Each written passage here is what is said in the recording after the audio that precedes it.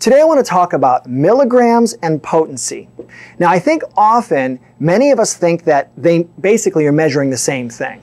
Well, this actually isn't the case, and sometimes it can lead to quite a bit of confusion, and then you don't actually know what you're getting. And I want to make sure you get your money's worth. I want to make sure that you get what you think you're buying.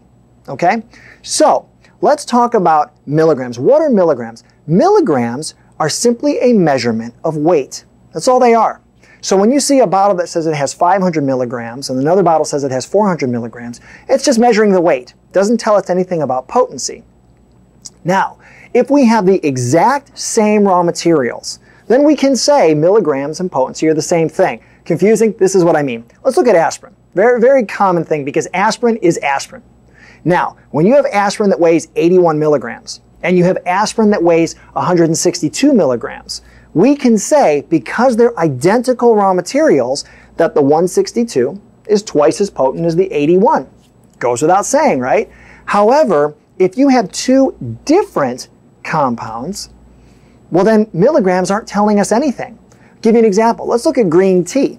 Let's look at green tea in traditional, prepared form, like in a teacup. So let's say you get a teacup, get identical teacup. You put 20 tea bags in cup A, 1 tea bag in cup B, and you pour the same amount of water and let it steep for a few seconds and pull out the bags.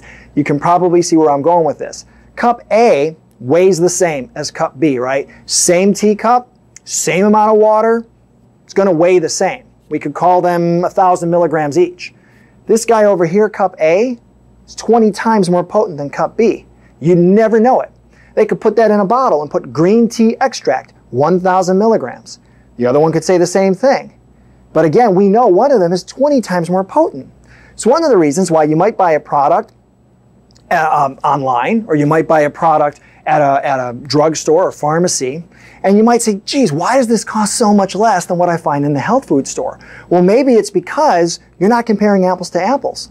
It's another reason why many people say, oh, I've tried that product before, it doesn't work for me. Well, which one did you try? Okay, so the important thing to remember here is that milligrams are not measuring potency. They're simply measuring weight, and it's important to know when you're looking at a supplement, are you getting the same raw material? Now again, we mentioned aspirin. Aspirin, yeah, aspirin is aspirin.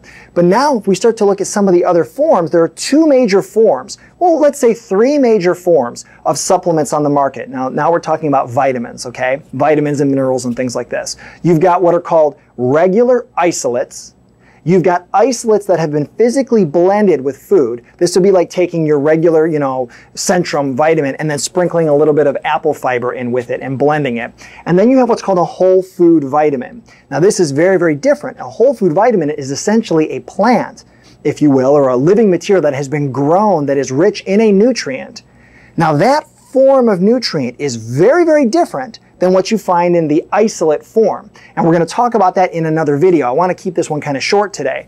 But suffice it to say, when you're looking at supplements in a health food store, you got to make sure that you're comparing apples to apples and not apples to oranges.